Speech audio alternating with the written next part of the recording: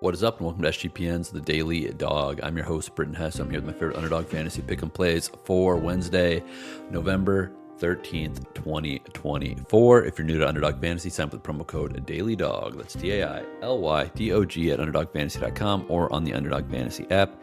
Get that 50% deposit match bonus and, get that free play. If you haven't done it yet, do it now. Or if you haven't signed up yet, sign up with that promo code because it's literally the best Underdog promo code in the business. There's obviously a lot of other promos going on Underdog right now. You can get odds boosts, you can get gimme picks, you can get discounts. There's all sorts of stuff that they're throwing up on the app every single day. Worth your time to play around with.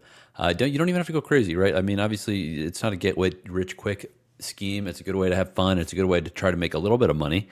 And if you get hot, you can turn a lot of money around pretty quick. Like our Saturday, we paid for many Underdog slips with what we did on our Saturday show picks from last week. And also last night, won a little money in the NHL. It was beautiful stuff, honestly. We got our Jared McCann point, we got our Quinn Hughes point, and then we got the Draisaitl goal. He scored 2 goals. He scored the first goal in that game, so that one wasn't even a sweat, 4.9x. Ended up paying for the rest of the slips and giving us a little profit there. So love to see that. Let's do it again today because I got lots more action. Per usual, I am giving out slips in every sport that we got going right now outside of college basketball. Right now, college basketball is still in silly season. I need to get some more data on how different players are used and a lot of big boys versus small squads where things get a little bit hairy as far as usage rates and how long the star players are going to be in games and et cetera, et cetera. So college basketball, maybe I'll mix in some slips here and there, but for the most part, it's going to be obviously NFL, college football, NBA, and NHL because NBA and NHL are pretty easily or not easy, but they're more what's the word I'm looking for here? NBA and NHL are a little bit more predictable. It's not easier, but it's a little bit more predictable. You kind of know what these teams are doing game in and game out. They play 82 game seasons, so these 82ers are really good for projections. That being said, let's keep on going to Thursday Night Football. Yesterday gave out a slip, but I got a new one for you today, taking advantage of some other stuff that I believe will move before kickoff on Thursday night. We're going to start out with Jalen Hurts higher than half of a rushing plus receiving touchdown.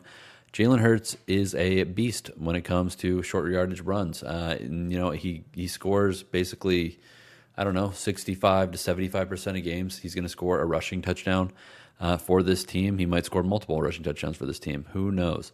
But Jalen Hurts is the dude in short yardage. I know Barkley is there. I know that there's good wide receivers, good tight end, all these other options. But keep it simple, especially on a Thursday night. Let Jalen Hurts run it right up the gut and get that touchdown for us. And again, this is going to drop. It's a 0.94x multiplier right now.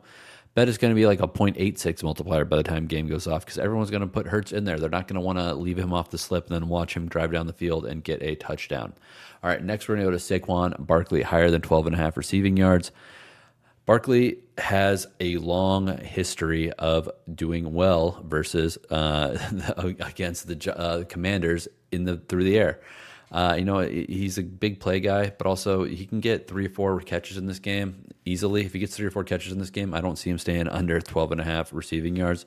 But to be honest, I think he can do this on probably his first 2 catches. If he has 2 catches in this game and he's not over this, I will be very surprised because I think that he's going to be able to cook some of these backers in open space from the Commanders. Last one, we're going a little revenge spot here. Zach Ertz, higher than 3.5 receptions against his former team, the Philadelphia Eagles. Ertz, not exactly the greatest. At this point, he's been injured. He's old. There's a lot that has kind of slowed down his explosiveness as he's aged and gotten deeper into his career. So he's not really a guy that I necessarily want to look at for yardage props because he's kind of he catches it and gets hit right away type player at this point. But I do think he can get 4 catches for sure. It's McLaurin and Austin Eckler and Zach Ertz are kind of the stalwarts of this offense as far as targets go for Jayden Daniels. I think that they're going to have to pass a lot, so I think that plays into Ertz's favor. He can get 4 receptions in this Thursday night game against his old team fairly easily.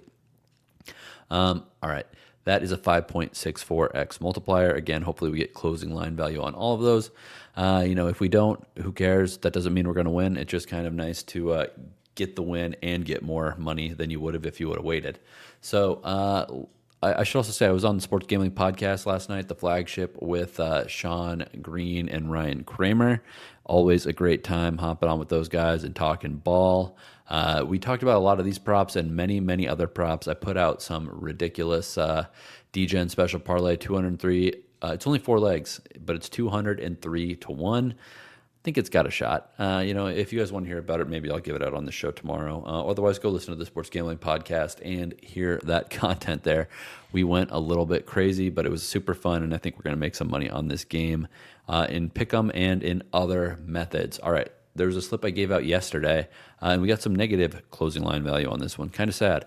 I gave out on yesterday's Thursday Night Football slip, I had Jayden Daniels higher than half of rushing plus receiving touchdown at 1.5x multiplier. It's up to 1.62 right now. I think that might fluctuate again by the time we get to kickoff on Thursday, so keep an eye on that one. I took Terry McLaurin higher than 61.5 receiving yards. That one is still the same. I think that's kind of low. I think that it should steam up to like 65.5, 67.5 by the time this game goes off. And then Dallas Goedert, higher than 26.5 receiving yards. That one's already moved 5 yards. He's at 31.5. So we got that one in early. That worked because I think he was injured and it was trending towards him not playing. At least people thought that, but he's probably playing this one. So it's a really low number. I love his chances on that one. That was a 9x multiplier. It's a little bit higher now because of the Jayden Daniels odd shift on his rushing and receiving touchdown, but you do have to go get 5 more yards out of Dallas Goedert. So, it's kind of 6 and 1, half dozen the other as far as how the value goes on that. All right. We got an NBA slip here today. Yesterday, I had Jayson Tatum higher than 28.5 points in this cup game.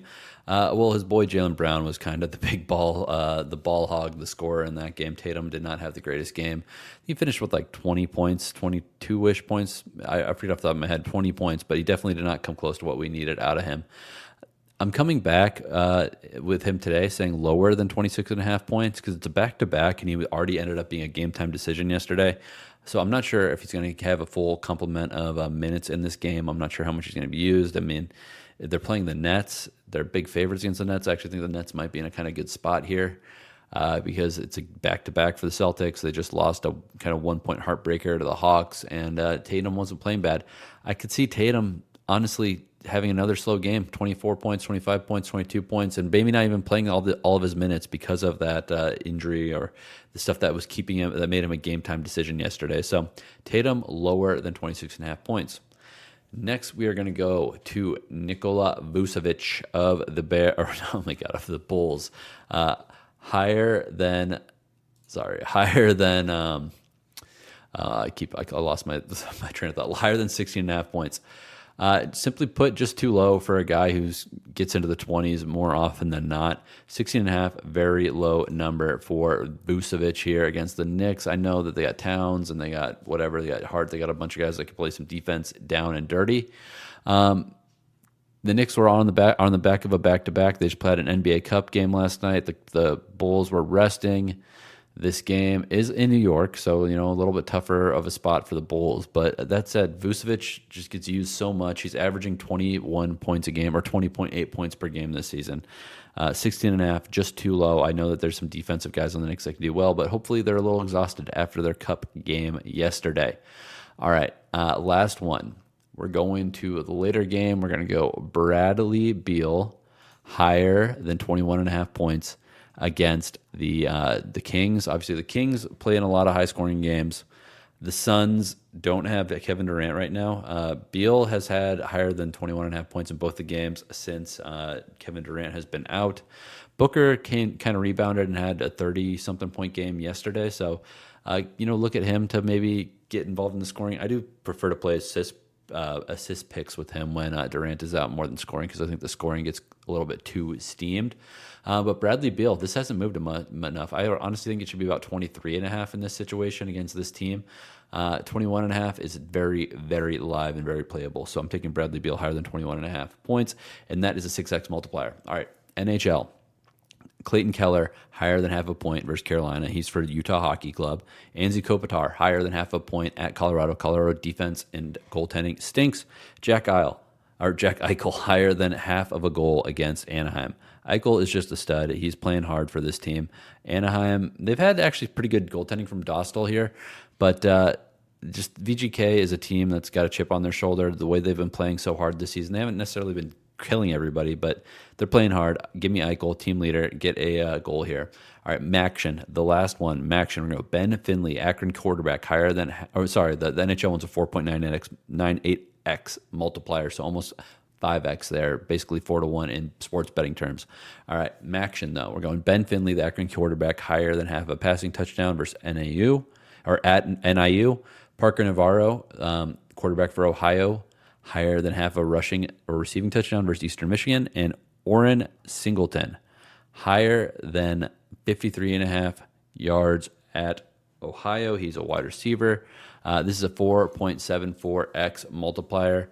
Definitely, the MACtion almost delivered last night. We were one passing touchdown short on that one. But, let's get back in the saddle here and get it done with these dudes. Ben Finley, higher than half of a passing touchdown versus Northern Illinois. Parker Navarro higher than half a rushing touchdown versus Eastern Michigan. And Oran Singleton, higher than 53.5 receiving yards at Ohio, 4.74x. All right, that's all I got for you today. Let's make some money.